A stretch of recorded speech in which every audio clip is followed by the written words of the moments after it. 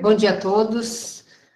É um prazer estar aqui com vocês. Eu sou a professora Vera Borges, eu sou da Faculdade de Medicina de Botucatu, Unesp, e que nós estamos, tanto a Fernanda, que deve estar entrando, nós participamos do grupo de técnico do Ministério da Saúde para fazer nós fomos os que fizemos o manual e estamos fazendo apoio para o Ministério para a gente tratar e diminuir morte materna por Covid, né? Eu falo sempre nas reuniões que acho que a única coisa boa que está tendo dessa pandemia é que a gente está abrindo possibilidades de a gente sair da academia e conseguir conversar com o país inteiro, né? Passando um pouco da experiência nossa. Isso eu acho que a Fernanda entrou. Oi, Fer. Estou só me apresentando, Fernanda, para ir adiantando. Então, acho que, assim, é um grande prazer a gente estar aqui e é uma grande oportunidade, como eu estava dizendo, da academia conseguir chegar lá na ponta, né? Tanto eu quanto a Fernanda até mais que eu, estamos também na linha de frente, né, do atendimento, e eu também faço a parte da gestão de uma maternidade em Bauru, no município que fica a 100 quilômetros aqui de Botucatu. Então, assim, o objetivo nosso não é apontar falhas, nada disso. Nós estamos todo mundo no mesmo barco. Então, a gente está aprendendo, né? Eu falo que essa doença veio para nos ensinar a trocar a roda do carro com ela andando. Então, a gente está sempre aprendendo algumas verdades que a gente falou lá no começo dessas reuniões, elas já caíram por terra e a gente está sempre tendo que refazer algumas recomendações. Então, o manual do Ministério vai ter uma atualização, está para sair uma nova atualização. E aí, a vacina também a gente depois pode conversar um pouquinho. Fernanda, você quer se apresentar? Bom, gente, prazer estar aqui com vocês. Eu acho que faço minhas palavras da Vera. Para a gente essa experiência de estar cada semana num lugar, discutindo, levando aquilo que a gente produz dentro da universidade para quem está na ponta, que é onde esse conhecimento produzido na universidade tem que chegar. Para a gente é um privilégio estar participando desse projeto, tá? Eu sou diretora do ambulatório de alto risco da Clínica Obstétrica do HC de São Paulo, tá? da FMUSP, e estou aqui. O Hospital das Clínicas de São Paulo foi referência desde março do ano passado para os casos críticos de Covid no estado de São Paulo, e eu estou atuando nessa parte, em UTI, inclusive, né, aprendendo intensivez, que eu costumo brincar, que depois de 50 anos, depois de 27 anos de formada, eu fui relembrar umas coisas que eu só tinha visto no 6º ano, né, então, para a gente é um prazer estar aqui trazendo, é uma doença ainda que eu acho que a gente vai aprender muito com ela ao longo dos próximos anos. Já mudou muito o nosso conhecimento do ano passado para cá, e eu acho que o objetivo é a gente fazer esse núcleo de discussão ficar forte, essa rede de apoio ficar forte, porque se o Covid passar, e ele vai passar, né? Vai passar assim que a vacina conseguir atuar, nós vamos continuar com morte materna pelas outras causas, que é um desafio de todos nós, tá? Então, é um prazer estar aqui com vocês, e vamos iniciar, né? Quem vai apresentar o caso pode se apresentar.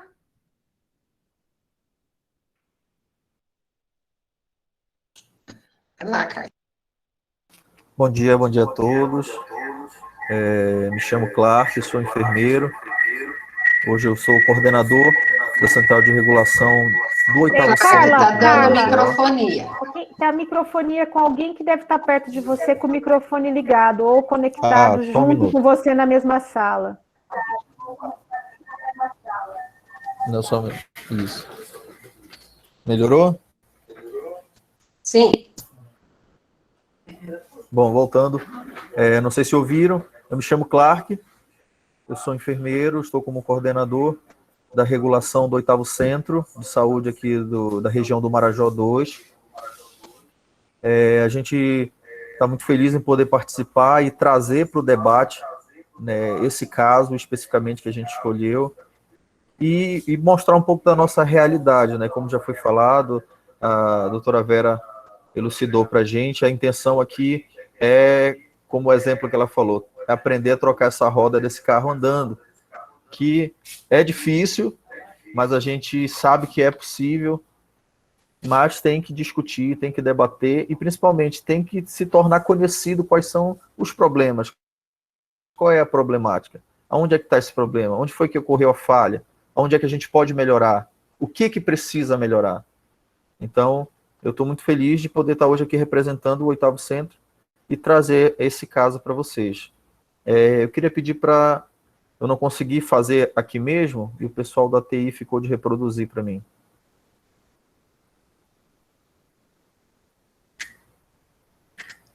Pode Doutora reproduzir a Fernanda, eu tela? acabei de passar para você no WhatsApp para ver se você consegue passar para eles. Eu enviei para Nicole.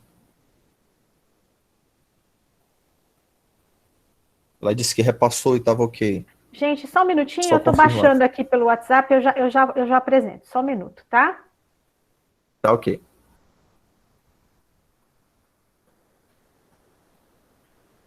Só um minutinho.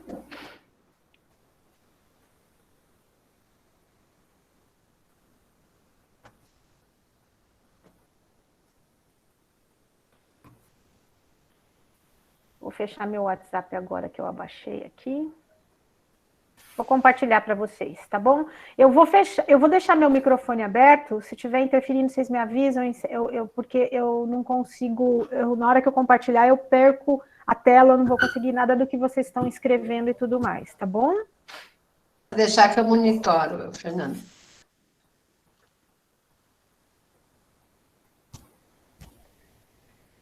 Estão vendo? Tá começando. Aqui ainda não. Tá aí, já deu. Só põe na apresentação. Sim, só um minutinho. Foi? Foi. Ótimo. Quando você vai me mandando mudar os slides, tá bom, Caio? Vai? Travou? Não apareceu aqui para mim ainda. Não? Para mim tá aparecendo.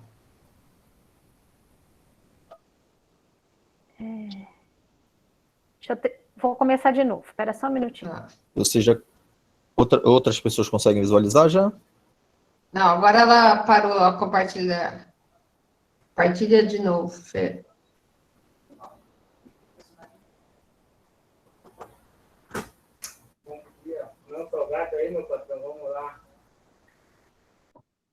Tá vendo agora, Caio? Vou compartilhar modo apresentação, tá? Tá entrando, entrou. Agora abriu a tela. Agora. E agora? Você tá Agora eu vendo o consigo. modo? Tá bom. Sim. Tá ótimo. Pode ir lá, Fernanda. Claro. Pode começar, Clara. Pode passar. Isso. Eu apresentei. Pode passar. Esse já foi também? Você vai falar Agora. das coberturas ou não, Clara? Isso. Sim, não, é porque ainda não tinha mudado para mim. Agora que mudou. Ah, eu já entendi, Clark. Nós estamos Mas tá um com um pouco delay. Nós estamos com um delay. Tá com delayzinho. Isso, tá bom. Aí você vai avisando Bom, vou se tá começar aqui passando ou para não. mostrar um pouco da cobertura. Tá ok. Da cobertura da questão dos agentes comunitários na região do Marajó Deus. A estimativa que nós temos é de uma população de 320 mil, nos 7 municípios que a gente faz essa cobertura, com um total de Claro, que ainda 597 tá com um pouco de agentes microfonia. Ainda tá com um pouco com som do lado aí. Como se fosse um eco. É. Deve ter alguém aí ou com o celular ligado.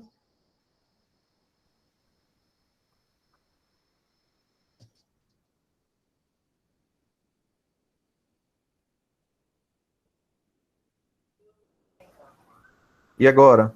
Melhorou? Melhorou. Melhorou? Sim. Sim. Então, o gráfico mostra que a gente tem uma cobertura de 87% da população da região, que dá em torno de umas 40 mil pessoas descobertas, distribuídas pelos municípios. Só que o que a gente vai ver lá na frente? Que realmente não significa que essa quantidade é uma qualidade. Porque a gente vai ver lá na frente que eu tenho uma quantidade enorme de gestantes que ainda não têm pré-natal, que não realizam. E isso, teoricamente, não deveria ocorrer com uma cobertura tão grande como essa. Dado que um dos papéis do agente comunitário é justamente essa captação da gestante que não faz pré-natal, da gestante faltosa. Então, hoje, esse valor de 87%, que é um valor significativo, ele não é refletido na questão da qualidade dessa captação ou desse atendimento. Pode passar, por favor, Fernando.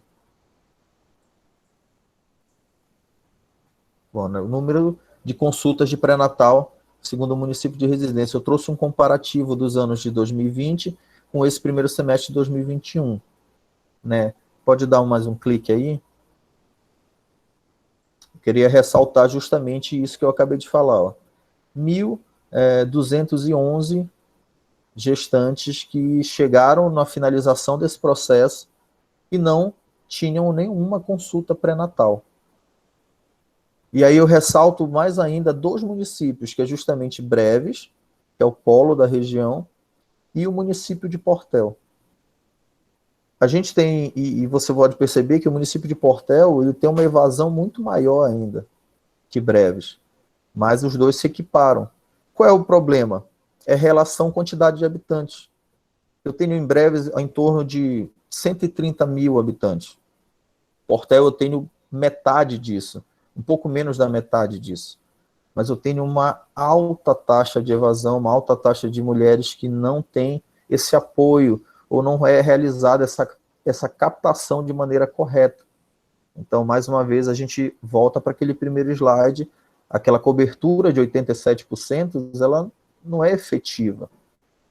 Pode passar. E aí, Clark, aqui é o Hélio. Tem a questão de que são populações ribeirinhas, né, e zona rural nesses municípios. Exatamente. Essa realidade, esse deslocamento do acesso. Imagina assim, quando a gente fala naquele dado de 87%, parece que eu estou falando daquela zona macro, aquelas macro-regiões onde eu me desloco com facilidade. Um ribeirinho, um acesso da cidade, ele visita 10 casas em 1 hora. O agente comunitário do ribeirinho, para ele visitar essas mesmas 10 casas, ele leva 3 horas, 3 horas e meia, 4 horas, porque ele sai de um porto para outro. Ele não vai de uma porta a outra, teoricamente. Então é mais difícil. Dá mais um clique, por favor.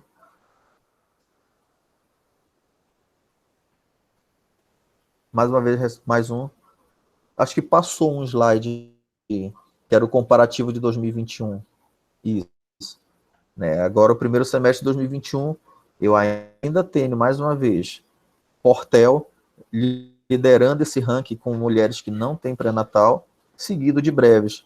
Eu poderia justificar que Breves pela quantidade, mas mesmo assim é um valor alto. Mas e Portel, que é menor? Então a gente tem que levar em consideração que o deslocamento geográfico, a problemática geográfica, ela influencia diretamente nesses números altos dessa recusa ou da pouca quantidade de pré-natal. Pode passar, Fernando, por favor.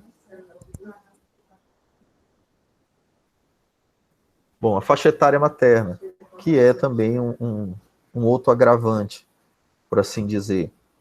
Dê mais um clique.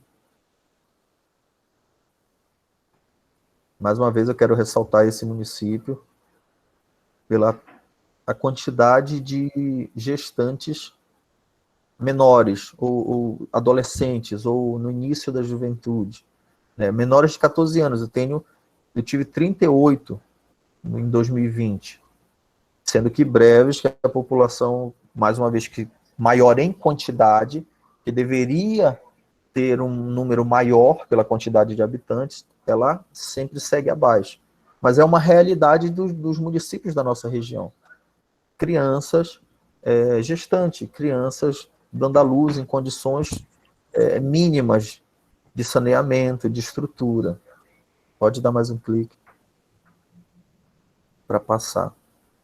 E aí eu ressalto, ó, breves, uma alta taxa de adolescentes de 15 a 19 anos, gestantes, e elas vão ser refletidas naquele número do slide anterior, onde não tiveram nenhuma consulta ou tiveram um mínimo de consultas possíveis para chegar no final da gestação e estar coberta ou estar com pré-natal em dia, porque a maioria delas, por mais que tenha feito uma consulta, 2, 3, ela não fez nenhuma ultrassom. A gente está com uma dificuldade agora, que a pandemia agravou ainda, a nossa referência para fazer a sorologia, ela não está fazendo, porque agora ela mudou o perfil para um perfil COVID. E eu não tenho mais nem hoje esse suporte. Então, você imagina a gestante que é ribeirinha, que já tem uma dificuldade para se deslocar da sua residência até a unidade mais próxima. Aí você imagina ela ter que arcar com um custo altíssimo para fazer todas as sorologias que tem que ser feito. Então, o que acontece? Ela não faz. E aí vai chegar no final da gestação, vai chegar lá na sala de parto, a equipe tem as surpresas que a gente já sabe que acontece. Pode passar. E aí o comparativo 2021, pode dar um clique só para sinalizar. Eu queria mostrar só que o parâmetro continua ainda, a gente não avançou de 2020 para 2021, né? Então, esses dois municípios sempre liderando, seguindo ali de Melgaço e Gurupá. Pode passar. Agora. E aqui, essa frequência que eu trouxe, eu queria, na verdade, mostrar só um dado e um comparativo 2020 e 2021 do primeiro semestre. Pode dar um clique, a gente vai sinalizar o total de partos. Em 2020, naquela época toda de pandemia, a insegurança, e a gente continua com um número de partos elevados. Praticamente não mudou na nossa região essa questão. A gente pode acompanhar em outros lugares que houve uma certa diminuição. Aqui na nossa região não houve. Seguiu os números 2019, muito semelhante à quantidade de partos. 2020 seguiu, e 2021 você pode passar. Clark, esses são partos em hospital, é isso? Desculpa, não ouvi. Esses partos aí são os partos em hospital. Isso. Porque tinha 6 mil e poucas gestantes, e os partos aí estão em 3 mil e poucos. Isso. E a gente pode acompanhar, ó. O número praticamente o mesmo. Se igualou, a diferença é pouca. Então, a nossa realidade, até nesse fator pandemia, com relação a isso, a número de gestações, número de partos, ela não mudou muito. Ela seguiu esse caminho. Pode passar.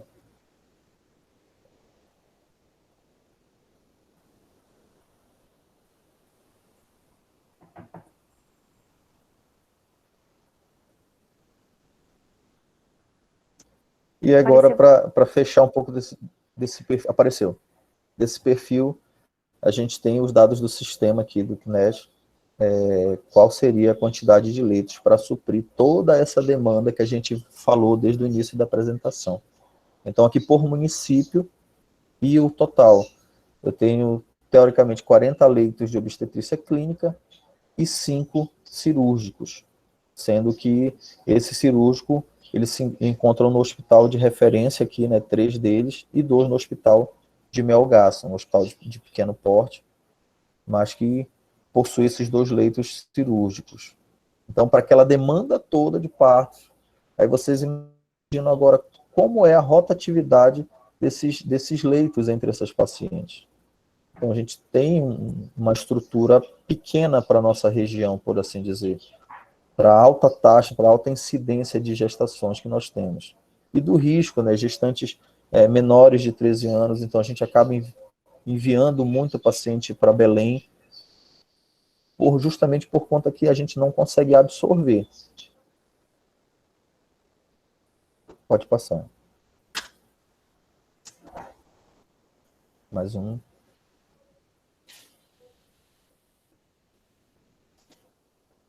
Mais um. Pode passar para o próximo. Mais? Sim. Aí vai pular para o caso clínico. Ah, desculpa. E aqui o tipo de frequência de parto.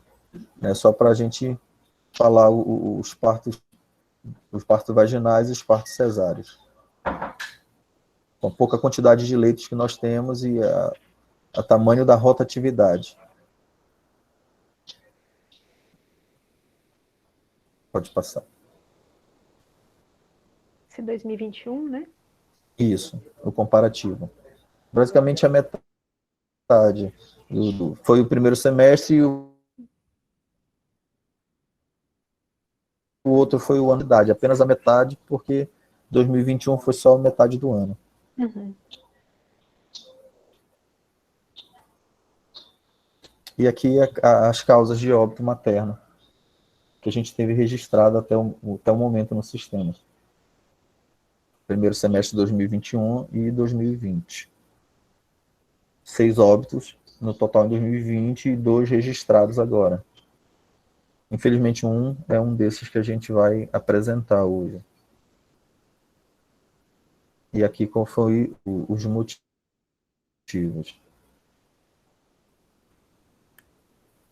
Posso passar? Pode passar, por favor. E aqui o caso da gestante que a gente vai discutir. A paciente, né, ela deu entrada no serviço de atendimento do município de Breves no dia 8 de maio. Paciente de 29 anos, gestante de 38 semanas e 1 dia pela DUM que ela apresentou. G6, com 5 partos normais. Ela foi admitida às 11h30 da manhã. Ela deu entrada apresentando desconforto respiratório, dispneia por pequenos esforços e a saturação aferida no momento da entrada dela de 88%, seguido com apresentando taquipneia. Foi acolhida, foi posta em oxigênio, em catéter, né, 8 litros, e foi logo realizado o teste rápido dela pela sintomatologia que ela descrevia. Ela está com tosse, sinais gripais, e o teste acusou IgM positivo. Então, ela já foi isolada no momento que o teste já saiu positivo. E foi realizado também a coleta do RT-PCR.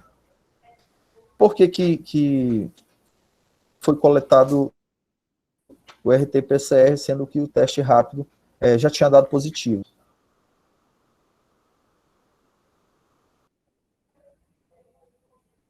Como essa paciente, teoricamente, a nossa estrutura é gestante COVID positivo,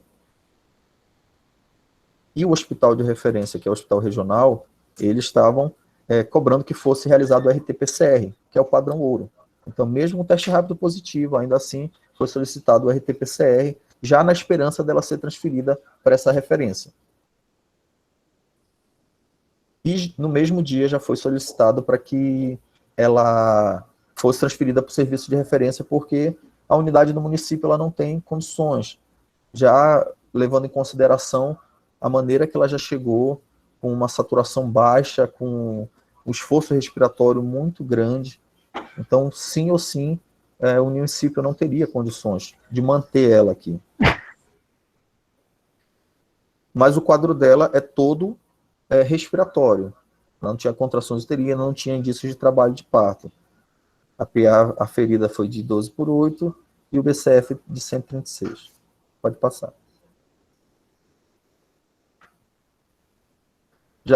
Pode passar. No dia 9, ela seguiu consciente, orientada, manteve o quadro de dispneia, os pequenos esforços.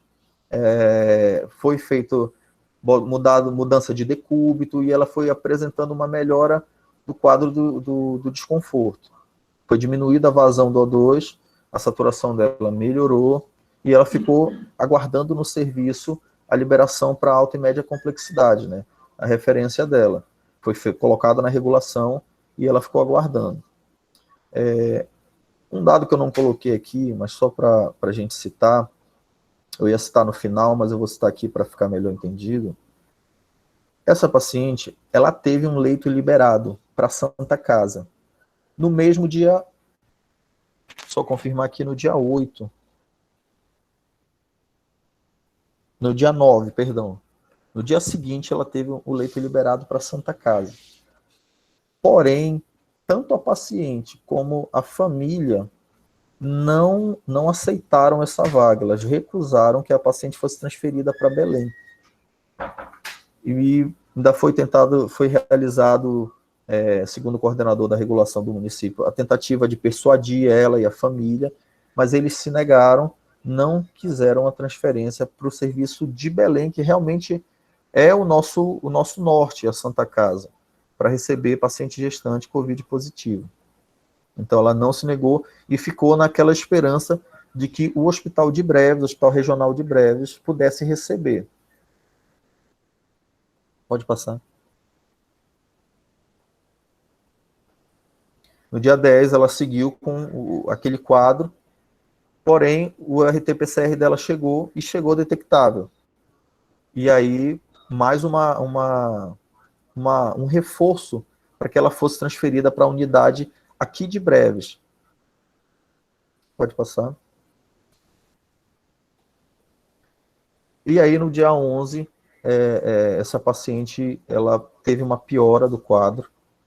Ela modificou para máscara com reservatório e ela começou a apresentar sinais de sofrimento fetal, o BCF começou a subir e a paciente conseguimos que ela fosse transferida para o Hospital Regional de Breves. Isso com uma certa pressão política, uma conversa para que o obstetra recebesse junto com o intensivista e os dois prestassem esse atendimento, porque até então a ala COVID do Hospital Regional ela era para pacientes adultos, mas sem essas variações, por exemplo, uma paciente COVID gestante. Então não se tinha esse protocolo fechado. Então foi uma questão de conversa para que o obstetra assumisse junto com o intensivista. Pode passar.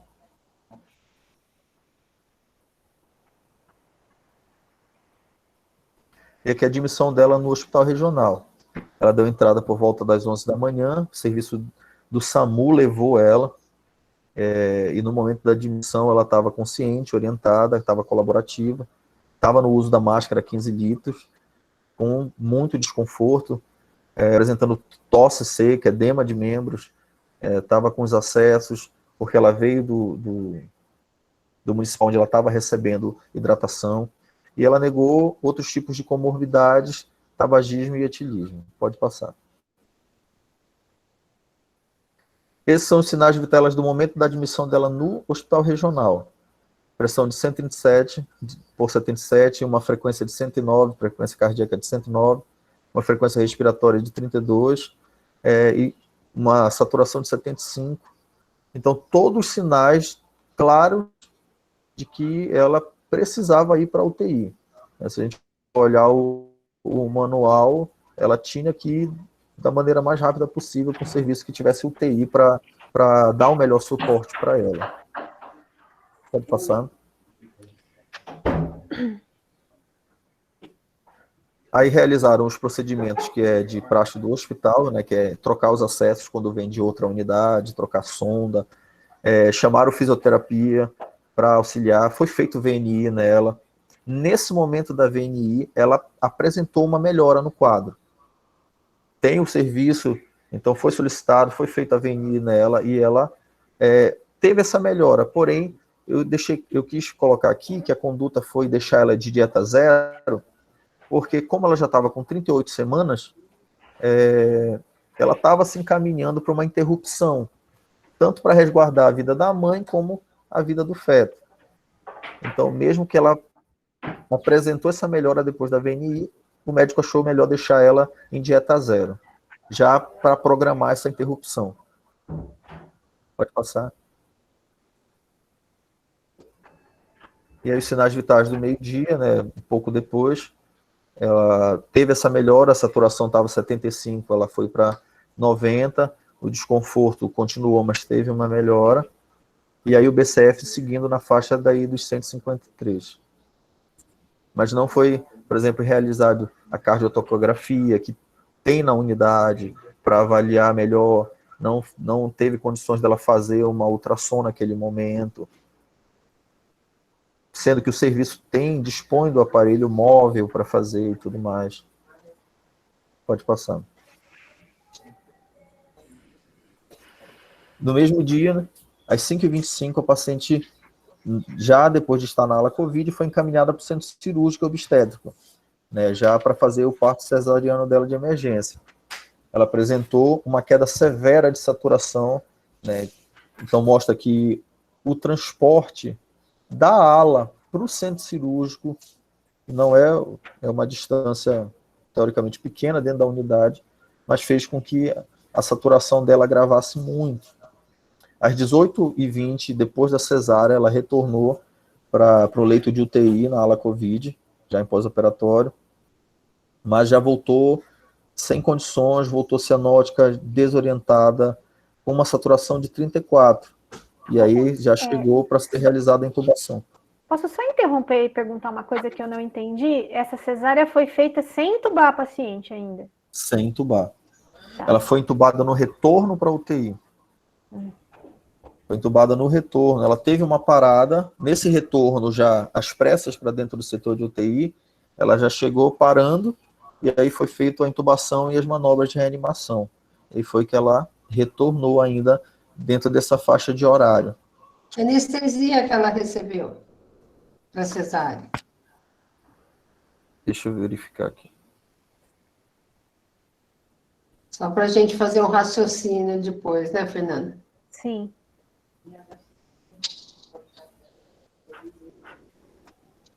Eu tinha conseguido o relato de morte. Eu vou só terminar e vou verificar aqui, porque assim, eu tive uma dificuldade com relação a receber o prontuário dessa paciente.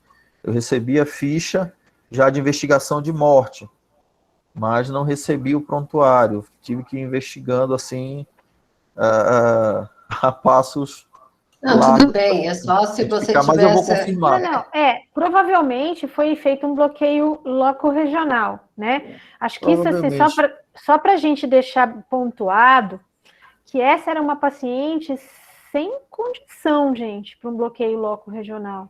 Ela estava com essa saturação de 65, que ela chega no CO, provavelmente a deixou instável, porque você tem que lembrar que no bloqueio, RAC ou peridural, você vai ter uma vasodilatação.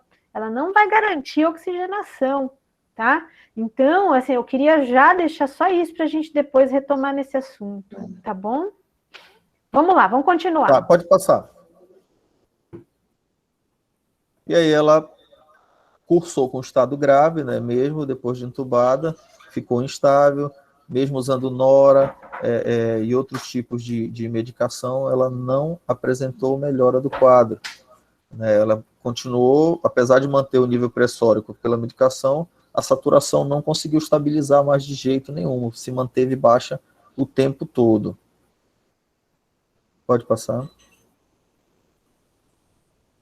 E aí foi iniciado o protocolo de sepsis do hospital pelo quadro clínico dela, onde eles fazem a questão de alguma coleta específica de algumas hemograma, coagulograma, lactato, justamente para tentar escalonar alguma coisa, colocaram um antibiótico para ela, entraram com meropenem e vanco, mas só seguindo o protocolo de sepse, porque não tinha um protocolo COVID gestante, por assim dizer. Era um protocolo geral de paciente comum. Pode passar.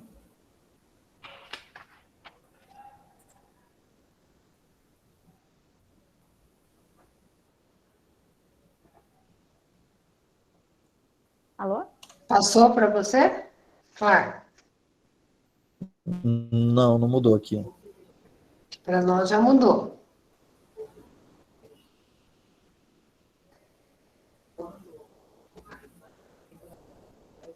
Ô, Fer, Alô? volta um slide e daí vai, vamos ver. Não, não Não? mudou, congelou a tela. Ah, então, assim, só para, acho que é o último slide, Fer? Sim. Posso ler o que está no último Acho slide? que é Claro que melhor, você comenta, porque eu acho que sua Sim. internet que está ruim, tá? A paciente, então, apresentou nova parada cardiorrespiratória, iniciado manobras de ressuscitação, porém sem êxito.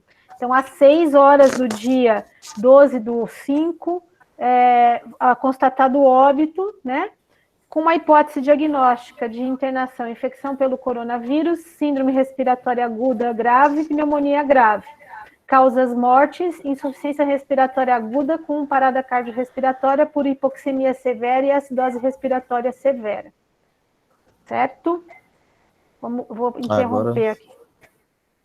interromper aqui o compartilhamento para a gente discutir. Perfeito. Posso começar, Fer? Pode sim. Então, vamos lá.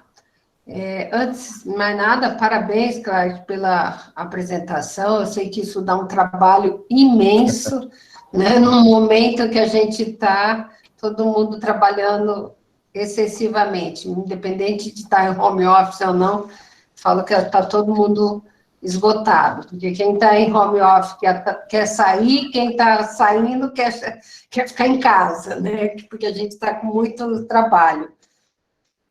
Eu vou fazer algumas colocações e volto a dizer, não é o intuito de apontar, né, jogar pedra porque ser médico do dia seguinte é muito fácil, né? Eu sempre costumo dizer isso.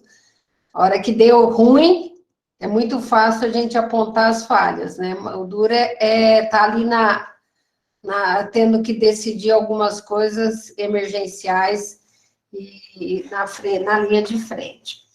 Colocar algumas coisas no sentido assim, porque é importante que essas reuniões estejam várias pessoas de vários locais. Então, por exemplo, no caso de vocês, quem está lá na unidade básica de saúde, quem está num hospital de referência, numa maternidade que vai receber, e quem está lá no final, no desfecho final, né?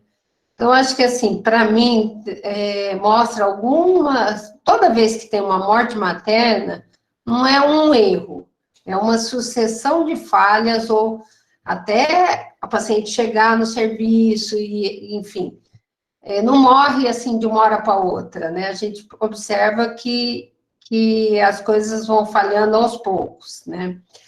Uma coisa importante que eu vejo aí, que eu também não sei muito como solucionar, porque não é uma coisa que depende de vocês, é essa falta de acesso da paciente para fazer pré-natal, começa por aí, né?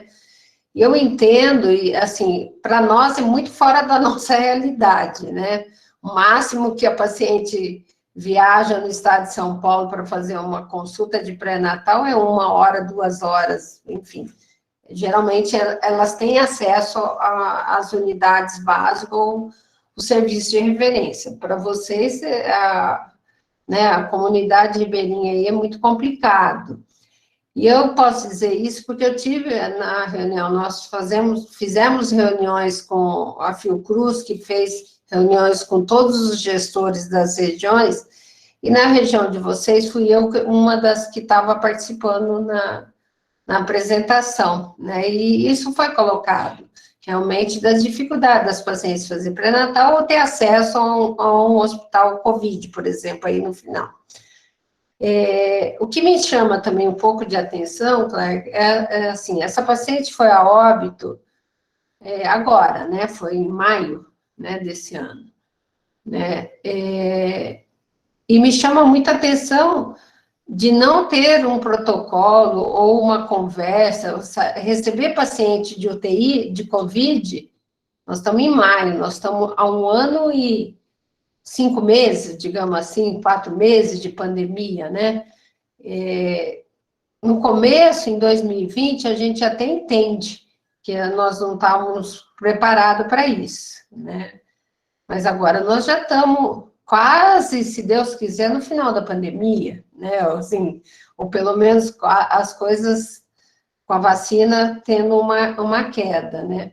Então, assim, se não tem protocolo, é urgente. A primeira coisa que eu sugiro para vocês, sentarem as equipes, tanto a equipe do hospital lá né, da Santa Casa, ou mesmo o hospital que essa paciente foi atendida, ter um fluxo, né, desenhar um fluxo e desenhar um protocolo. Né, isso é fundamental.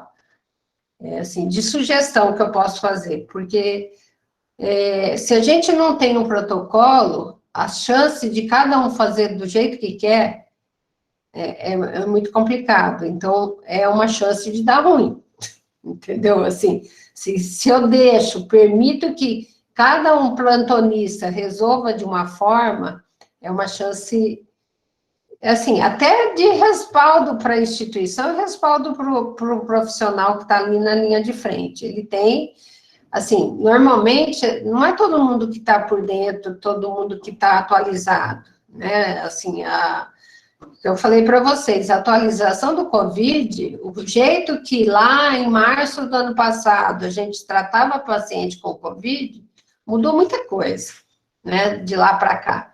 Então, se a gente não tem um protocolo, é difícil a gente manter uma equipe atualizada, né. Outra coisa que eu queria perguntar, essa paciente, quando ela chegou no hospital de vocês, né, no lugar lá, acho que é na maternidade, ela estava que dia de sintoma? A primeira pergunta que eu ia fazer. Não, assim, ó, porque essa pergunta, tá, Clark, que eu acho que para todo mundo ouvir, isso é emblemático no Covid. Toda a nossa estratégia de cuidado do Covid baseia-se na fase da doença que ela está. Tá? Então, você recebe uma paciente com desconforto respiratório, eu arrisco dizer que ela pelo menos devia estar depois do 6º, 7º dia dos sintomas, porque é quando tem a piora respiratória. E isso já abre para a gente, pensando nisso que a Vera está falando de protocolo, já abre para a gente todo um engendrar de coisas. O que a gente pode fazer para diminuir a inflamação pulmonar? Podemos entrar com corticóide, podemos entrar com heparina, tá? Então, o dia de sintoma, na hora que a gente maneja essas pacientes, é a primeira pergunta que a gente faz, para tudo, para isolamento, para manejo, para invasão, para transferência para UTI, para tudo. Que dia dos sintomas que ela estava quando ela chegou, você sabe? Oi, como eu falei, eu não tive acesso direto ao prontuário, né, mas fazendo a investigação, conversando com a equipe que atendeu e me importando, eu descobri que ela estava no 10º dia de sintomas. Eu imaginava que sim, também, pela situação que ela chegou para vocês. Ela já chegou desaturando, né? Se eu não me engano, ela já estava com uma saturação, acho que de 88, 89, isso, 88. Né? 88, taquipneia com esforço respiratório. Então, mostra para a gente que ela já chegou grave, certo? Para vocês. Eu diria que não é moderado. Né? Moderado é quando ela começa a ter sintomas, mas uma frequência cardíaca, uma frequência respiratória de 24 e saturando menor que 95. Mas essa estava saturando menor, estava 88, né? Então, e aí eu quero só para começar fazendo, que nós vamos ao longo da linha do tempo, se vocês permitirem, acho que a gente vai fazendo isso, começar a fazer a primeira observação da assistência ventilatória. Como a Vera disse, se a paciente não tem não garante 95 de saturação, não garante frequência respiratória menor que 24, ela tem necessidade de tratamento da hipoxemia com suplementação de O2. Tá? A suplementação de O2, o primeiro dispositivo é o catéter de O2, tá? Vocês, pelo que eu entendi na unidade, nessa primeira unidade, tinha catéter e tinha máscara. Catéter de O2 vai até 6 litros por minuto. Se você não tem saturação de 95, frequência respiratória abaixo de 24, eu vou para a máscara não reinalante. A máscara não reinalante tem que começar, tá? para 7 litros ou mais, porque se você começa com a máscara não reinalante abaixo de 7 litros, fica naquele volume morto da máscara, tem CO2 captado, então você vai aumentar a PCO2, que também gera sofrimento fetal, tá? Então, essa moça, vocês foram a 8 litros. 8 litros, não adianta. 6, 7, 8 é a mesma coisa, tá? Eu acho que assim, na hora que vocês viram ela e ela não se estabilizou, já tinha indicação de ir para máscara ali na admissão, tá? A gente não pode perder o time da assistência ventilatória correta da gestante, porque elas são pacientes jovens, rígidas, que elas têm a corda que estica, mas a corda estica e rompe de uma vez, por causa das adaptações gravídicas, principalmente essa que estava no 3º trimestre, tá? E aí, ela estava ali, né, vocês solicitaram a vaga de UTI, ela até melhorou para com catéter de 6 litros para 95%, só não sei se ficou confortável, se tinha esforço respiratório ou não, pelo que eu entendi, ela nunca deixou de ter frequência acima de 30.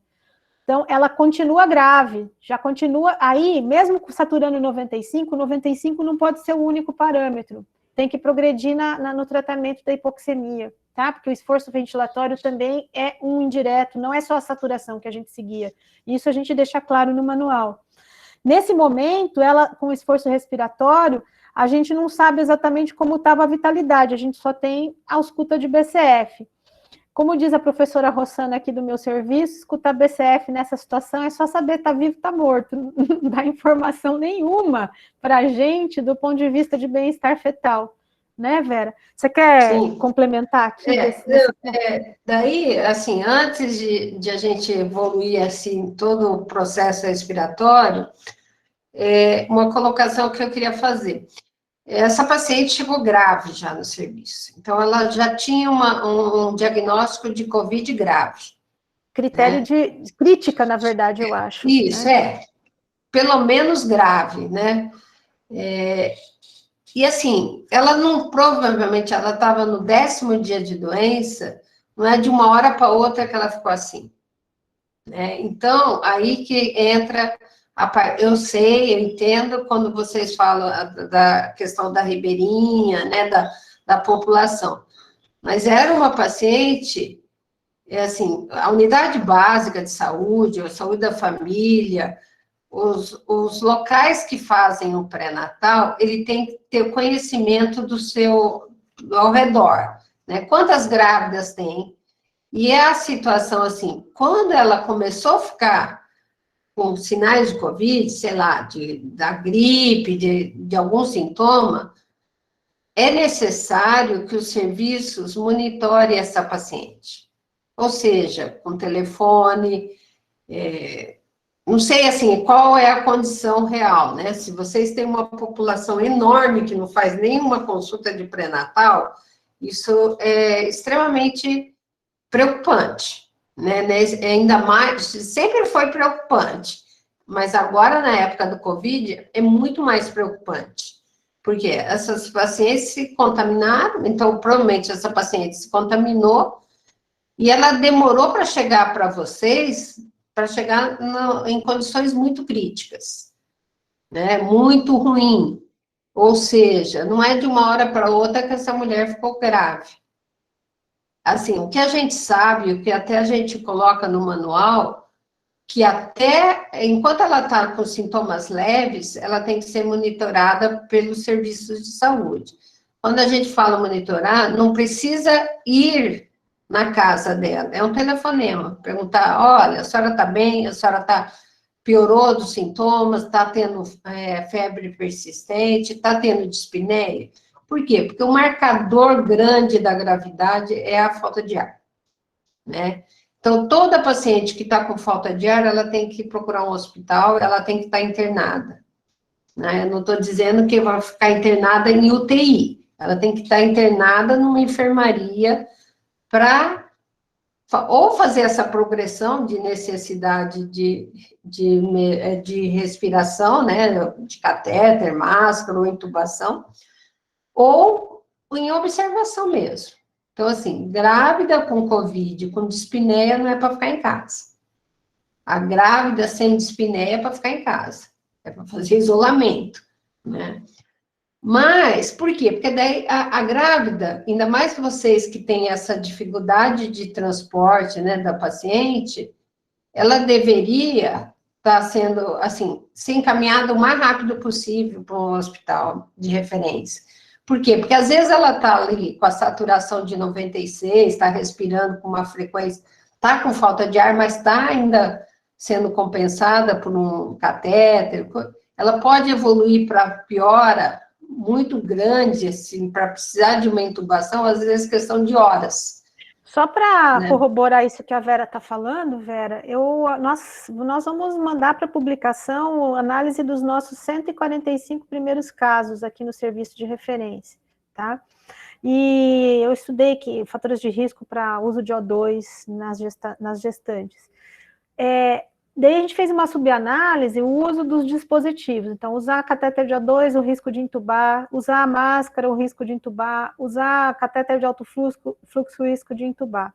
O risco relativo de intubar uma paciente gestante que usou catéter de O2, esse catéter que vocês estão ali é de 3,44. Tá, gente? Ela tem 240 vezes mais chances de ser intubada do que uma outra gestante que teve Covid e não foi para O2. Só para a gente raciocinar e não minimizar quando uma grávida precisou de suporte ventilatório. Seja ele qual for, acho que é isso que a Vera está falando. Tá? Sim. Daí, colocando assim, continuando no raciocínio, ela chega para vocês muito grave. Né? E ela chega necessitando, eu diria assim, não posso, eu acho muito complicado às vezes a gente falar de um desfecho ruim, né? Mas talvez, eu acredito que essa mulher, a hora que ela chegou para vocês, ela tinha indicação de intubação, entendeu? E ela ficou no catéter, depois foi para máscara, depois melhorou. Então, essa melhora ela é muito tênue, entendeu? Assim, na situação. Para a gente pensar, uma paciente que estava no 10º dia de Covid, chegando para vocês com 88% de saturação, eu acho que talvez ela tivesse a indicação de intubação logo de cara. Né? Até para o transporte seguro, né, Vera? Isso, até para o transporte seguro. Eu não sei de onde ela veio, né? Ela passou num hospital antes ou não? Você sabe isso, Cláudio? Pois é, eu estava até olhando, analisando isso aqui, justamente por isso. Só para começar, vamos dizer assim, do começo. Ela é de um bairro periférico, é distante do centro da cidade, se tem a sua unidade básica de saúde, mas é distante. Ela não teve nenhum tipo de atendimento antes. Ela já saiu desse quadro muito ruim da sua casa direto para o hospital do município. Ela não passou essa rede aí da atenção básica no primeiro dia, onde ela começou a ter febre, onde ela começou esse quadro de tosse seca. A gente tem essa realidade aqui, e é uma realidade da cidade, eu posso dizer assim, onde nós passamos por um ciclo, um momento, onde as pessoas elas seguravam o máximo sair de casa para ir procurar o atendimento, porque elas diziam assim, se eu for, eu vou piorar e vou morrer. E na verdade essa é uma na realidade, Clark, essa é uma realidade nacional, tá? Não é só do lugar de vocês. Teve um momento, e ainda continua tendo esse momento, que as grávidas morrem de medo de ir para o hospital para ser entubada. E exatamente, quando ela saiu, ela já saiu muito ruim. Elas fazem uma análise equivocada. O que, assim, eu não estou querendo, longe da gente de fazer julgamento. Acho que o objetivo nosso aqui é que a gente crie a possibilidade, que a gente dê condições para vocês fazerem um segmento, por exemplo, montar um protocolo. Então, assim, você está dizendo, ela é de um bairro afastado, mas era do município, certo? Ela era de um bairro afastado, mas nós estamos frente a uma paciente com uma gestação de termo. que ficou 10 dias na casa dela passando mal, e ela demorou na procura do atendimento. Então, a gente sabe essa parte da mortalidade materna, que tem vários delays, né? Várias falhas, assim. Então, a primeira falha, talvez, seria da falta de procura dela, de um hospital ou de uma unidade de saúde, para ter o seu atendimento, certo? Não aconteceu. Daí ela chegou no hospital, lá, né, onde ela chegou primeiro, ela já chegou mal, né? Então, assim, talvez tivesse uma indicação de intubação. Talvez. Eu, assim, pelos dados que apresentaram para mim, eu acho que ela talvez deveria ser intubada de cara. É nisso, né, Vera? Só voltando aí nessa progressão, é isso, assim, ó, catéter, máscara, não garantiu os parâmetros próximos, vocês não têm, pelo que eu entendi, catéter de alto fluxo, é muito raro. VNI, a VNI que foi colocada aí quando ela chega no hospital também não melhora os parâmetros dela ao ponto da gente desistir da intubação. A gente tem que perseguir, gente, 95% de saturação, a gente tem que perseguir PCO2, tem que colher uma gaso dessa paciente, a PCO2 tem que ser menor que 45, senão vai ter sofrimento fetal. Ela tem que ter, não tem esforço respiratório. Se eu não atingir esses parâmetros, eu tenho que ir progredindo, eu tenho que intubar. O que a Vera está falando é que se a gente tivesse progredido na sequência lógica de oferta de O2, ela talvez tivesse que ter saído da unidade para o hospital regional já entubada. Porque vocês têm noção, vocês verem que ela chega no hospital, ela chega pior do que ela saiu, porque ela estava com máscara não reinalante de 15 litros. É muito difícil a gente ter uma ambulância. O que mais a gente aconteceu aqui no estado de São Paulo foi isso, para acabar o oxigênio no meio do caminho. Então, o transporte seguro de uma paciente que está instável do ponto de vista respiratório é entubá-la e ela ser transferida e entubada. Tá?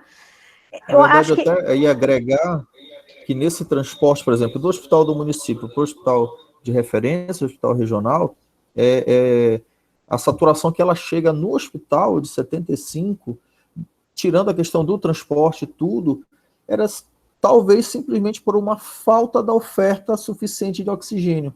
Porque a bala de transporte é mínima, é pequena.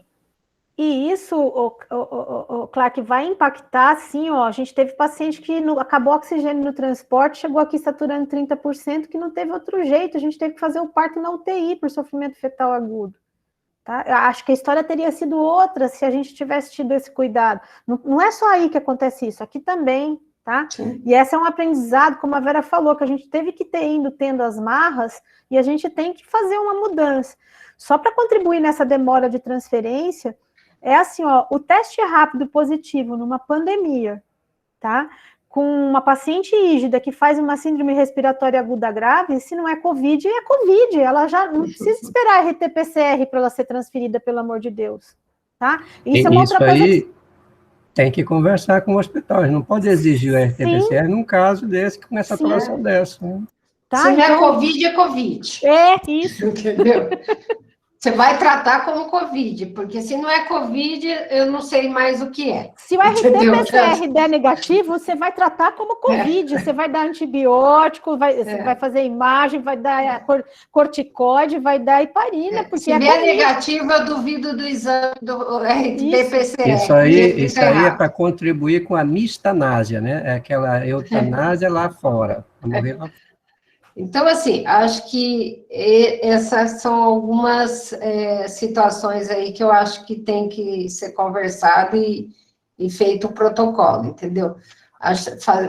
Porque se você tem um protocolo, provavelmente, Clark, a maioria das coisas não teria acontecido, né? Se você segue um protocolo, né, dessa parte de catéter, vai para máscara, tudo, provavelmente teria tido uma atuação diferente. Eu digo assim, a própria conversa, né, entre o hospital de referência que está na cidade e o hospital do município. Isso. Porque ela foi transferida no 4º dia. Ela estava no 10º, já chegou ruim, mas a gente só conseguiu levar ela para o hospital, que fica a 5 minutos de distância de ambulância, 10 minutos, no 4º dia. Porque tinha que esperar RT-PCR, porque não era para grávida. Então, a Carla isso está é uma falando aí coisa. que só aceita com testagem, mas isso é um dos pontos para vocês batalharem de mudança de fluxo, gente. Tá? É simples. Usa a gente, usa o manual do Ministério para embasar essa mudança, porque tem que mudar, isso é uma burocracia só. E assim, eu acho que não só uma burocracia, é por questão de medo também, né? Assim, do outro hospital lá, que é o Hospital Covid, de ter medo de cuidar de grávida. Se não tem um protocolo, e isso foi mostrado pela sua apresentação, porque ela chegou no hospital de referência de Covid, mas ela não foi entubada, né? Ela continuou com máscara. Daí ela é transferida para o centro cirúrgico, dessatura, faz uma cesárea e ela continua não sendo entubada. Então, assim, ela perdeu várias chances de ser entubada. Né? Clark, eu só queria também, Vera, só lembrar que na sua apresentação você falou uma coisa assim, ó, lá pela... que ele falou da cesárea, da né? cesárea para melhorar, né? Então, assim, gente, parto numa paciente assim instável, no pico da sua crise inflamatória, que ela estava na tempestade inflamatória do Covid, o parto só ia piorar, tá? Então, assim, o parto não ia melhorar ela de jeito nenhum, pode ter salvado o bebê, mas melhorar ela de jeito nenhum. Mas é uma paciente de 38 semanas que tinha indicação de entubar. Eu entubaria sim e faria o parto, tá? Mas não pensando que o meu parto vai melhorar a mãe, como não melhorou. Vocês viram que vocês não entubaram, o pessoal lá não entubou, fez o parto sem entubar e ela só degringolou clinicamente, porque era óbvio que se não tivesse assistência, ela ia piorar. Só lembrando vocês... Mas, doutora, só uma interrupção na sua explanação, achei interessante, mas até a gente fazer um paralelo, né? Como ela já estava muito instável, logo na admissão, será que talvez não seria uma esperança até dela sobreviver, caso ela fosse imediatamente entubada, e já que ela tinha 38 semanas, se eu não me engano, né? O que a gente considera, Samuel, é que se o paciente tem mais que 34 semanas, a realidade da maioria do nosso país é que se for entubar, já entuba e faz o parto, porque é difícil você garantir a vitalidade fetal. Isso, mas não pensando que eu vou fazer o parto para melhorar ela. Eu vou fazer o parto na sequência de uma intubação programada. Ela chega, tem que entubar essa paciente fazer o parto.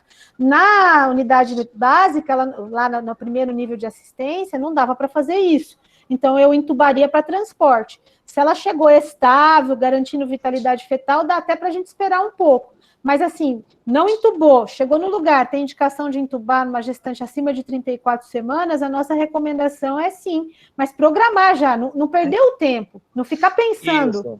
Eu acho que assim, Samuel, só...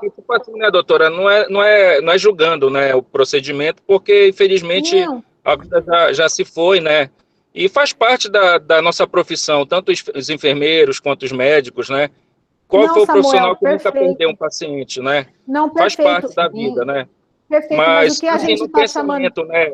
Tipo, talvez se fosse interrompida logo a gestação, logo quando ela foi admitida, né? Apesar que eu não sei se o hospital que o colega, porque no caso o Clark, ele não atende nesse hospital, né? Ele só está fazendo o relato do caso, né? Só apresentando mesmo, né? Eu acho que a colocação... Fernanda, deixa eu só intervir um pouquinho. A única colocação que a gente está fazendo, Samuel, é no sentido assim, que às vezes a gente tem uma falsa ideia de que tirar o bebê vai melhorar a gestante. Né? Nessa situação, isso não é verdade. Né? Assim, isso não é uma regra. Eu vou dar um exemplo de muita gente pensa que chega uma paciente com eclâmpsia, a gente tem uma tendência de pôr a paciente na mesa e operar porque acha que vai melhorar. E não melhora. Até se você operar uma paciente convulsionando, você pode piorar o prognóstico dela e do bebê. Então, assim, o que a gente dá, naquele momento, assim, a resolução da gestação não é o que vai salvar a vida dessa mulher. E a gente chama muita atenção disso, eu concordo, assim, que teria que operar, entubar e operar. Mas não com a ideia de que você resolveria a situação dela. né? Assim, que ela ia melhorar. Entendi. Porque qual é o grande problema? Nessa fase que ela já estava, no 10º dia de doença, significa que ela já está na fase inflamatória, né? Tanto que foi a óbito. Né? É a fase inflamatória associada com uma cesárea que você libera citocinas inflamatórias, você pode agravar o caso, tá?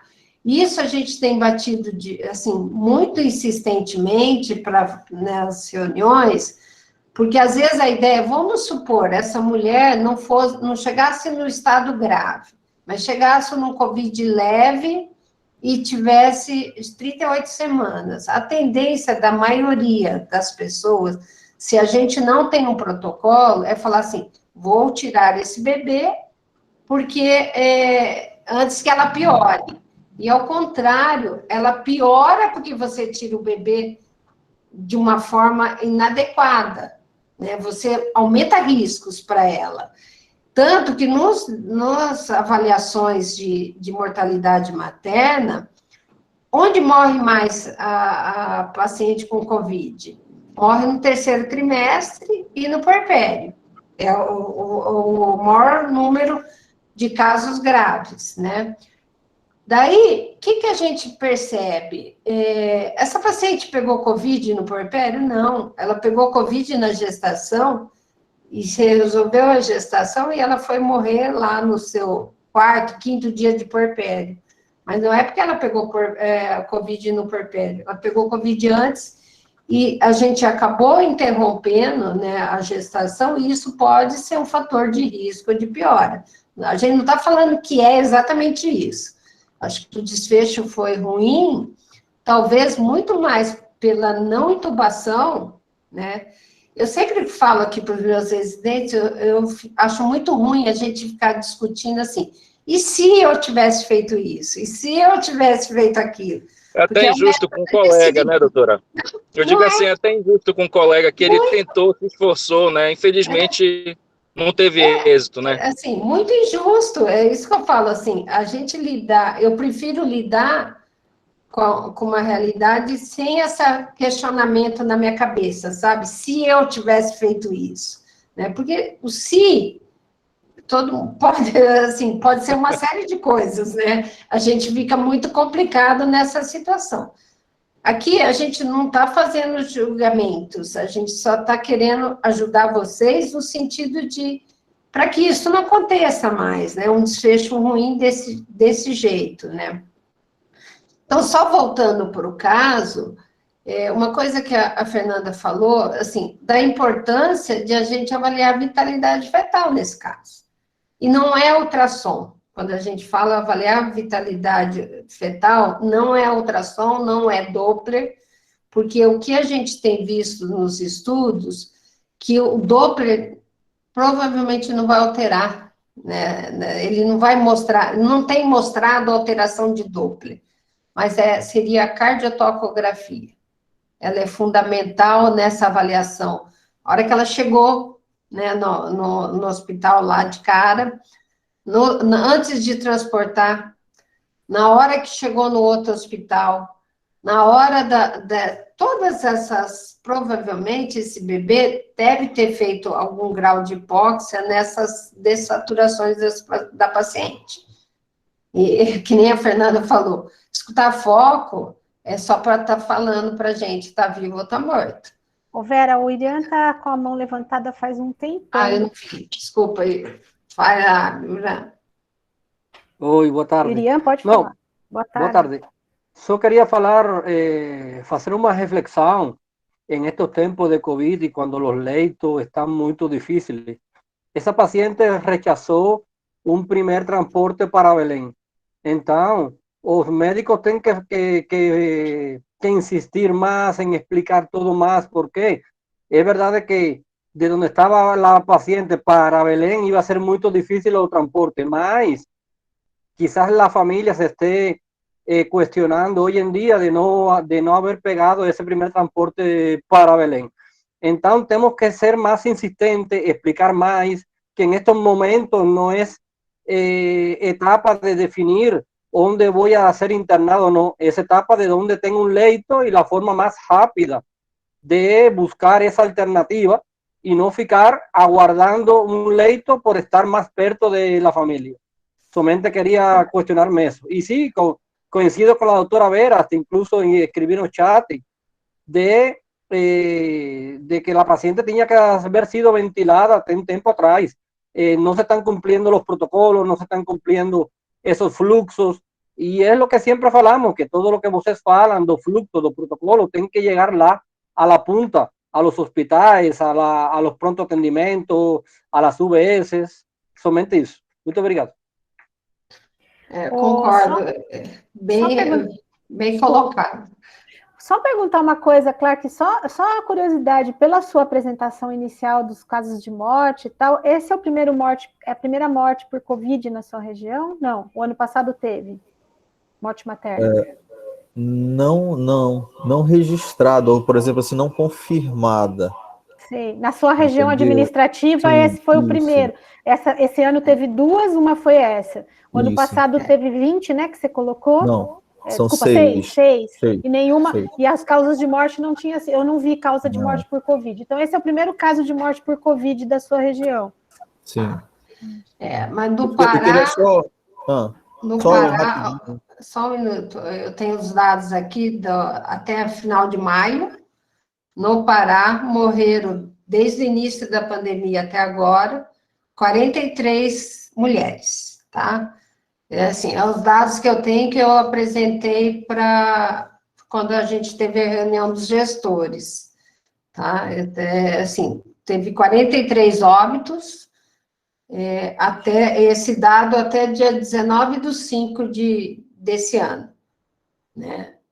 Não, é que eu acho que eu estava só perguntando, Vera, porque eu acho que é um problema, eles estão numa região administrativa, né, e aí nessa região administrativa tem esse problema de fluxo, porque eu acho que eles não tinham ainda se deparado com uma paciente nessa gravidade, né? Provavelmente normalmente a gente elas estavam chegando, e logo que eram identificadas, a gente conseguia enviar elas para Santa Casa. Era uma demanda pequena, tinha como enviar de barco, assim, com todos os protocolos lá dentro, ela enviava e chegava até Belém.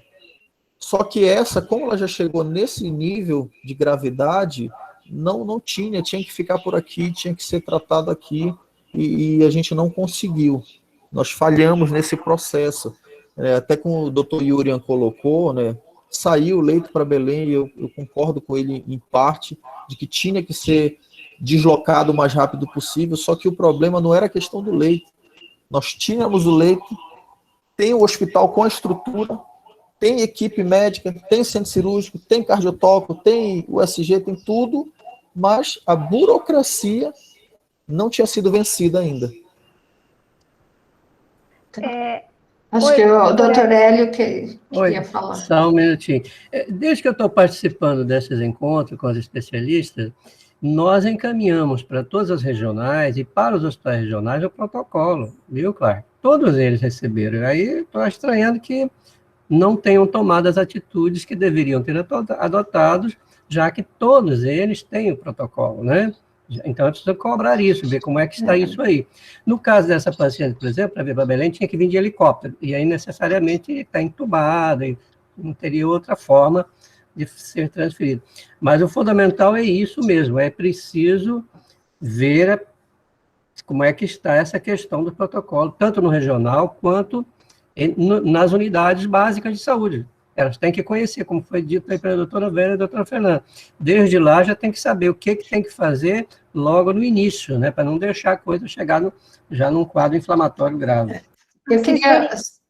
só, Fernanda, só fazer assim, acho que às vezes a gente distribui o protocolo, mas o protocolo, de fato, ele acaba ficando no papel. Eu sei que estou dizendo isso, porque no próprio hospital onde eu sou diretora técnica, tem protocolo, eu já reuni 2 vezes com a equipe, e ainda tem gente alegando que não conhece o protocolo. Então, assim, isso... em qualquer lugar do país acontece, né?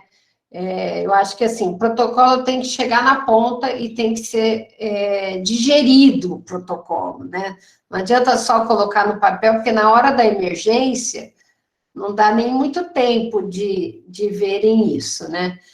Outra coisa, assim, falando, Clark, por exemplo, essa paciente chegando no 10º dia, eu não ouvi aí, né, pelo menos na sua apresentação, ela recebeu corticoide na chegada, ela recebeu heparina na chegada, porque são tratamentos que depois do 7º dia, né, o corticoide, ele tem uma ação importante, ele ajuda muito, né, em relação ao processo inflamatório pulmonar. A heparina também tem essa colaboração, então, no protocolo está lá, tem indicação da heparina, tem indicação do corticoide depois do 7º dia, não antes, né? A heparina com a paciente internada e o corticoide também com a paciente internada, porque seria o 7º dia, quando a paciente está na fase pulmonar precisando do oxigênio, né? Então, é uma coisa que eu senti a falta disso, né? Desse registro. Mesmo que ela não chegou, ela chegou no 10º dia, se quem recebeu entrou com essas medicações, e para transferência, pelo que eu entendi, quando ela chega lá no hospital que tem UTI, abriram o protocolo de sepse depois, quando ela já estava na situação extremamente crítica. Na realidade, esse protocolo de sepse faz parte do tratamento de COVID, né, que seria o antibiótico, né, nessa situação seria o corticoide. Então, assim, protocolo de sepse é básico nessa situação do COVID, né? Não, é óbvio que ela está numa situação grave, um sintoma de sepse. O que eu entendo, assim, eu não sei se o Clark caiu, ele não está aparecendo mais para mim aqui. Professora, outra coisa que eu observei aí, não sei se seria o caso, é quando ele diz que tem que fazer dieta zero porque vai ter possível cesárea, né? É dieta zero porque pode entubar. É bem isso mesmo. Que eu acho queria assim... corroborar o que você falou, Vera. Aquela hora que eu ia falar agora há pouco, era exatamente isso. Essa atenção básica, se a gente tivesse rastreando essa mulher em casa, ela piorou, talvez se eu tivesse internado ela no 7º dia iniciado o corticoide, a evolução teria sido melhor, né? Então, caiu aqui a minha internet, eu acessei tá. com outro aqui, tá? Tá Tô com perfeito. Sandro.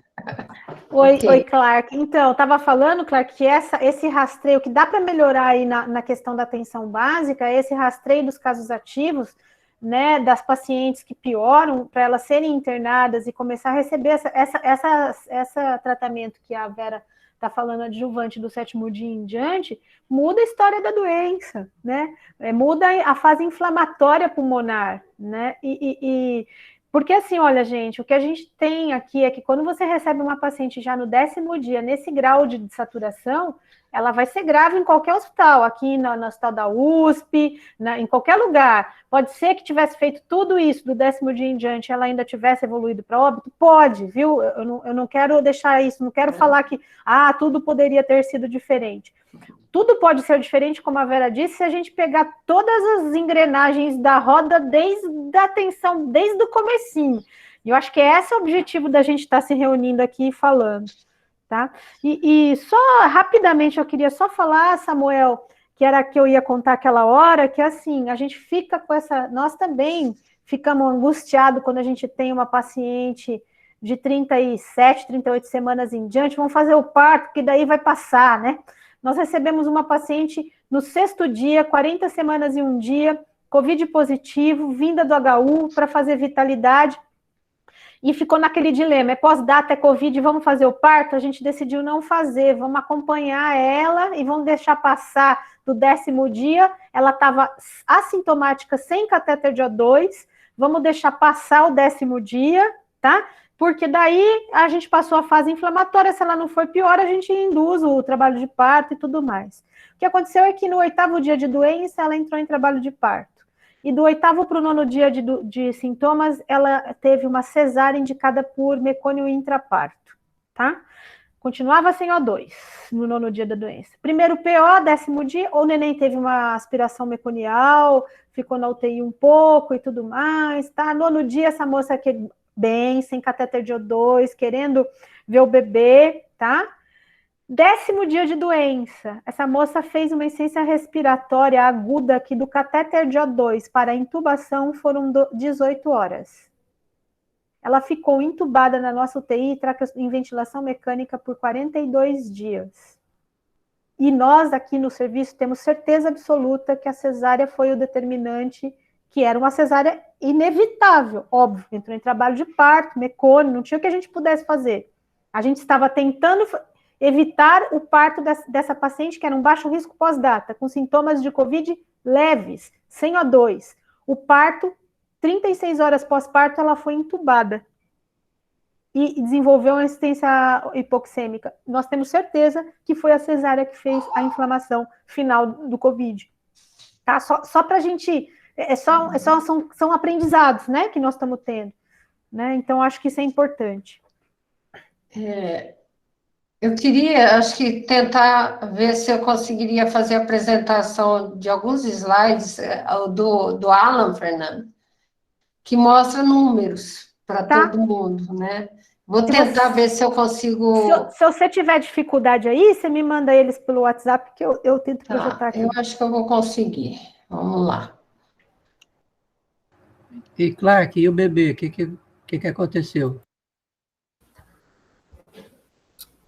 O bebê, ele nasceu um pouco chumbado, né? Foi para a UTI neonatal, ficou 3 dias na UTI neonatal e foi melhorando. Na verdade, ele ficou mais pelo medo da equipe, na verdade, para esperar o tempo de coletar o RT-PCR e sair o resultado.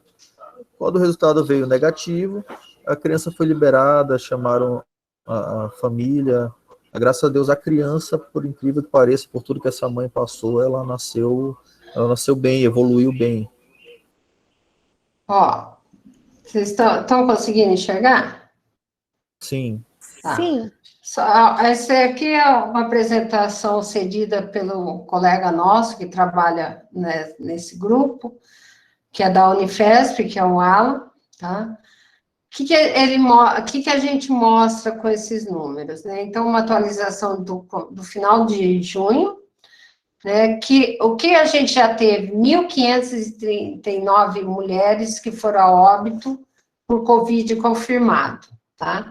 Então, se a gente observar em 2020, nós tínhamos um total de 455 mulheres, e agora em 2021 nós já chegamos na casa dos 1.084, ou seja, com metade do mês de pandemia, nós já estamos quase triplicando o número de óbitos. Isso mostrando para a gente que talvez esse ano, essa cepa, ela está muito mais agressiva, né? E mostrando também que o Covid, se vocês observarem, né, em 2020, nós tínhamos a letalidade em gestantes internadas por Covid de 5,5%, em 2021 isso já passou a ser 11,5%, tá? E praticamente também nas puérperas está praticamente dobrado, né? E se a gente pegar o estudo do Reino Unido, a fonte de letalidade dá 1,2, tá? Ou seja, nós somos 5 vezes maior em relação ao Reino Unido. E aí mostra, pelas taxas de óbito de 2020, a semana, né, semana que a gente avalia, seria uma faixa de 10 óbitos maternos por semana. Agora, em 2021, ainda isso aqui tem um delay, provavelmente esse valor está maior, 43 óbitos maternos por semana. Significa que no país morrem 43 mulheres a cada semana por Covid. Aqui mostrando o número de internações, que é o que vocês também já colocaram na apresentação, né, falaram. Desde o começo da pandemia até agora, nós já tivemos 25.568 mulheres sendo internadas com suspeita ou com Covid. Então, isso é muito alto, né? Não tem nenhum hospital, nenhum serviço que consegue atender toda essa demanda. E aqui é só mostrando a evolução dos óbitos maternos por Covid desde 2020, né, que era 10 óbitos por semana, agora 42 ou 43, um pouquinho mais, e mostrando que nós estamos diminuindo o número de óbitos. Aqui é uma somatória de fatores, tem as medidas restritivas, né, que aconteceram no começo de março, e agora também entrando a vacinação. A gente não pode dizer que é só vacinação, acho que é um conjunto de fatores aí acontecendo. Tá? Aqui é a mesma coisa dos óbitos maternos em relação aos casos diários de Covid. Vou adiantando, só por causa do horário. Aqui, a gente, aquilo que eu falei para vocês, o número de óbitos, morre mais mulheres no terceiro trimestre e no puerpério, tá? Mas a gente também não pode desconsiderar segundo trimestre e primeiro trimestre, que também tem alguns casos, mas o predominante é aqui. Aqui, muito provavelmente, ela pegou Covid aqui e morreu aqui, no puerpério.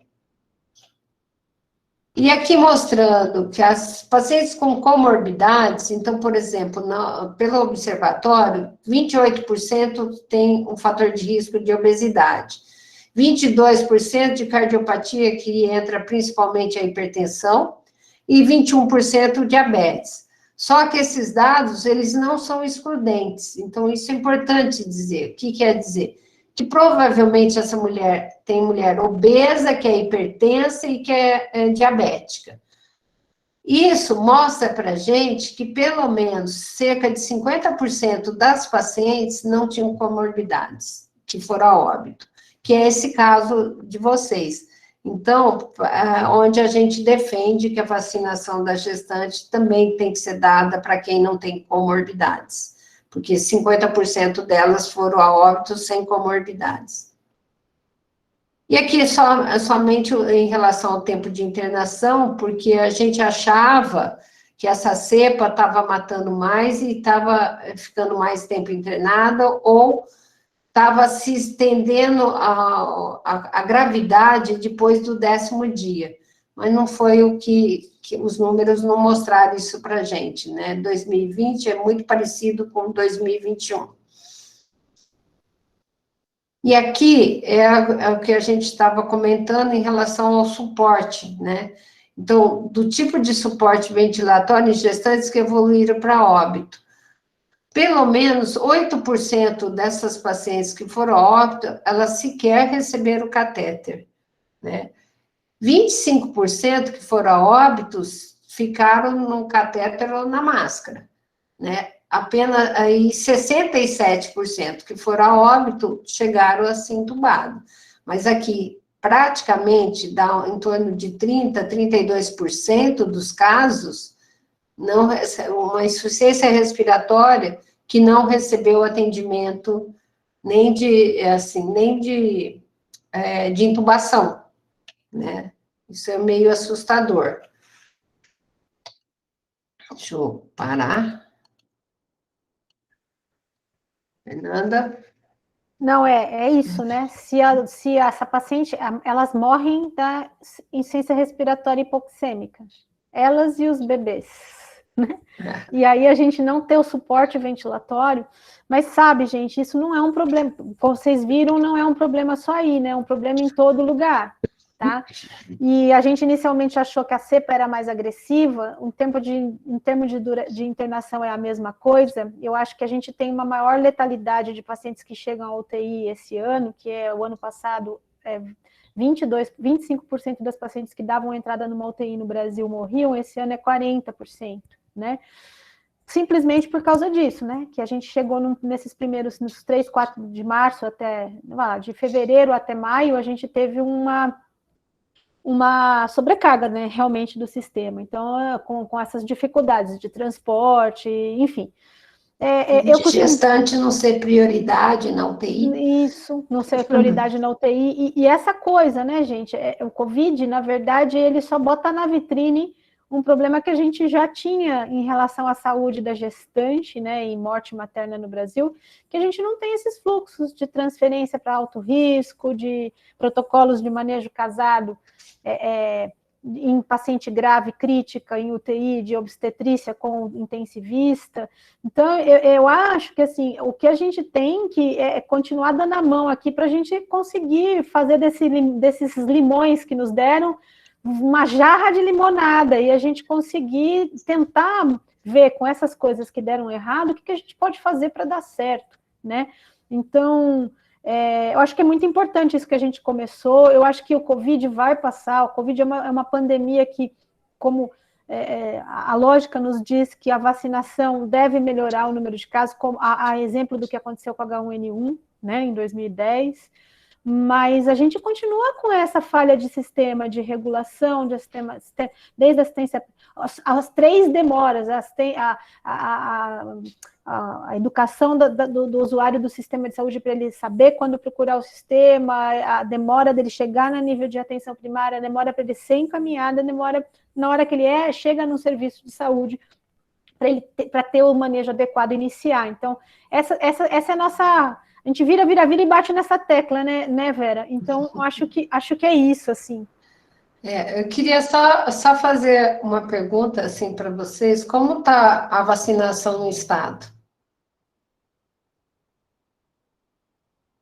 Alguém pode responder? Olha, Alguém tem condições de responder? professora Vera, tá devagar. Aqui no estado, o estado hoje é o 5º estado que tem maior quantidade de vacinado com a 2ª dose, né? Mas a questão da gestante, desde o início, a gente tem batido muito, sempre teve muita dificuldade, por causa do medo e tudo mais. E até hoje eu me questiono, eu queria saber das senhoras, essa história de não vacinar menores de 18 anos gestantes. Até hoje eu não entendi bem o porquê disso aí, né? Uma vacina que um vírus não replicante, eu não vejo motivo, mas tudo bem. Então, a gente também pensa assim, a gente também pensa, estamos juntos nessa. Na realidade, assim, o que acontece, né? Todas essas vacinas, elas foram testadas para maior de 18 anos. Então, assim, esse é um ponto que ainda as pessoas têm medo de começar a vacinar abaixo de 18 anos por questão de falta de estudos, né? Como também, assim, para você ter uma ideia, doutor Hélio, a gente está discutindo vacinação, esse grupo, desde o dia 23 de dezembro do ano passado. Tá? Eu sempre falo isso para dar a sensação, assim, para vocês entenderem o quanto é o trabalho de formiguinha, né? E quanto tempo a gente está discutindo isso. Então, esse grupo se reuniu no dia 23 de dezembro, à noite, né, Fernando? A gente se reuniu para fazer alguma nota ou pensar quando começasse a vacinação das pessoas, a gente conseguir colocar a vacina de gestante, né? Mesmo a gente teve dúvidas no primeiro momento, porque também a gente tinha medo de uma série, porque não tem estudos, grandes estudos em gestantes da vacinação. A nossa opinião foi no sentido, vamos vacinar com vacinas que têm muita similar à vacina do H1N1 e vamos tentar ver o que dá, porque assim, com esses números absurdos de morte, a gente sabe que o único recurso é fazer a vacinação. E daí vocês sabem todo o processo aí, quando a gente conseguiu realmente que fosse vacinado, tivemos a infelicidade de perder uma mulher, né, que tomou a AstraZeneca no Rio de Janeiro, que foi a óbito por uma complicação da vacina. E daí a gente andou 10 passos para frente e voltou 30 para trás, né? Nesse exato momento, foi um momento de muito estresse para todo o nosso grupo, e ainda está estressante, né? Porque isso, agora conseguimos liberar que a vacina fosse dada para gestantes, agora a gente tem que batalhar por outro motivo. Por dois motivos. Primeiro, batalhar, e nós estamos fazendo isso, doutor Hélio, já, para vacinar abaixo de 18 anos, né? E estamos batalhando para que as mulheres se sintam confortáveis para tomar vacina, né? Que no estado de São Paulo, né, através da SOGES, né, da professora Rosana, que é do grupo, que é diretora presidente da SOGESP, a gente tem conseguido uma conversa muito boa com a Secretaria do Estado, né, tem uma boa interação, né, Fernanda, com o pessoal da Secretaria do Estado, e a gente conseguiu que não exigisse mais a prescrição médica, né, isso melhorou bastante. E a semana retrasada, aqui na SOGESP, a gente, né, a Rosana, com toda a equipe, organizou que nós fizemos uma semana de live, né, para orientação das gestantes. Então, nessas lives estavam presentes gestantes, médicos, enfermeiros, assim, era convite aberto, para tirar dúvidas sobre a vacina, né? E foi muito bacana, assim, eu participei de um dia, acho que a Fernanda também participou. Eu e a Fernanda participamos juntos, esqueci, Fernanda. É tanta live que a gente já se perde. Nossa, a gente se encontra toda hora. Professora, outra coisa que nós precisamos conversar com todo mundo é que o coronavírus vai ficar endêmico, ele vai sair de pandemia para ficar endêmico. E é preciso que todo mundo tenha essa preocupação, em especial as gestantes. Os serviços precisam continuar a ter um fluxo diferenciado para elas, nas unidades básicas de saúde, inclusive no pré-natal, né? Porque até para tirar esse medo que elas têm de ir lá, com razão também. Mas vai ficar endêmico, tal qual H1N1. Assim, ela vai passar a pandemia. Mas aí é igual a H1N1, só que numa proporção 10 vezes pior. O H1N1 está aí, a gente está convivendo, sendo vacinado todo ano, as gestantes vacinadas todo ano.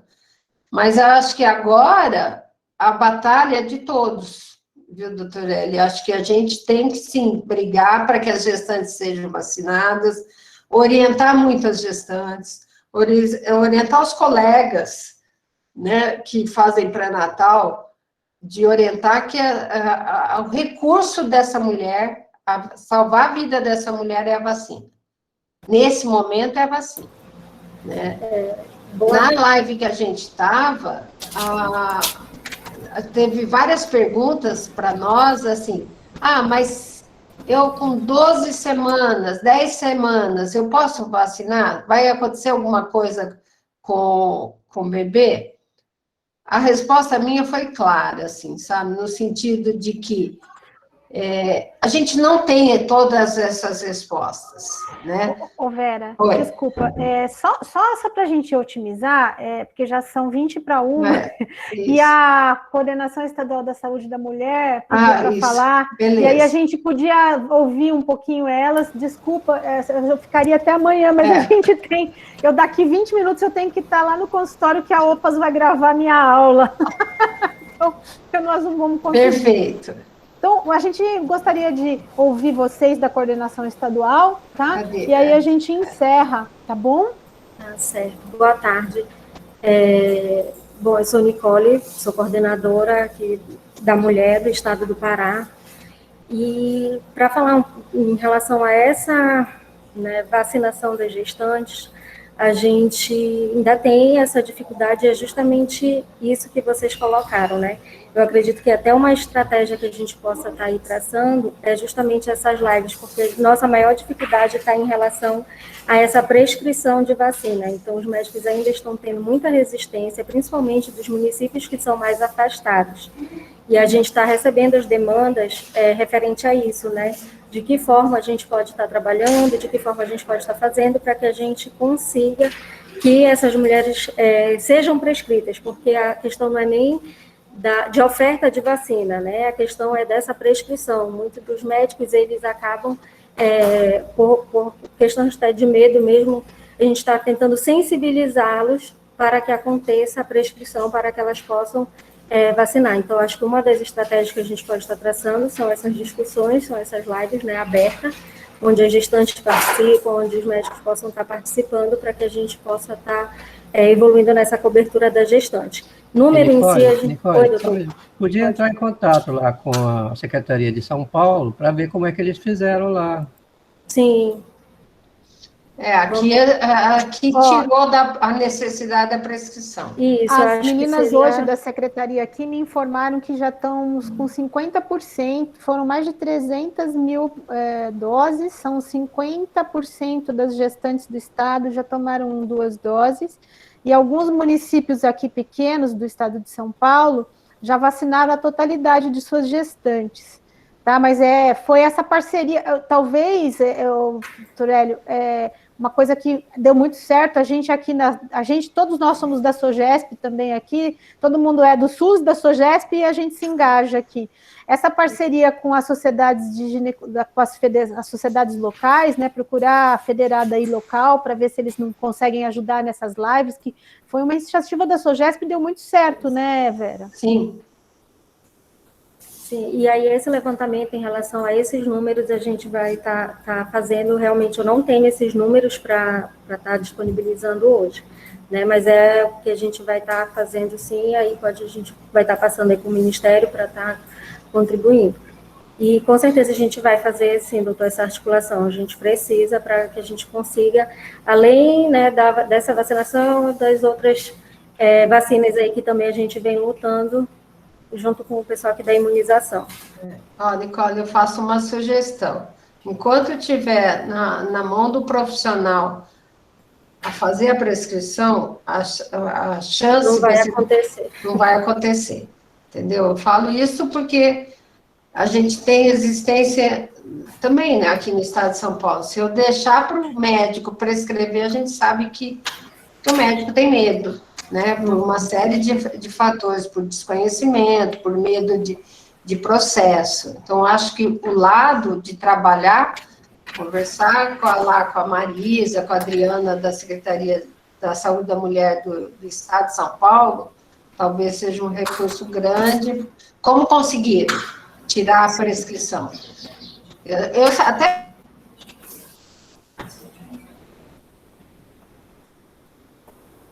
E fez toda essa articulação, né? Mas eu acho que o caminho é tirar da responsabilidade do médico. Tá certo. Bom, gente, eu acho que eu queria agradecer, né, Fernanda? Agradecer a Fernanda pela companhia, agradecer a todos vocês e nós estamos à disposição em qualquer situação, se quiserem entrar em contato com a gente. Estão aí, estamos juntos. Se precisar da gente para ajudar nos fluxos também, vocês podem contar com a gente, que a gente tenta intermediar, tá, gente? Sempre coloco que, assim, a briga nossa é contra o vírus, não é entre nós, né? Nós temos que nos unir para brigar contra o vírus. O nosso inimigo é o vírus, não é nada mais que isso. Parabenizar o Clark pela apresentação. Parabéns, Clark. Até logo, gente. Boa tarde. Bom trabalho para todos, viu? Muito obrigada. Obrigada, Vera, também, por estar junto. Tchau, tchau. Tchau, tchau.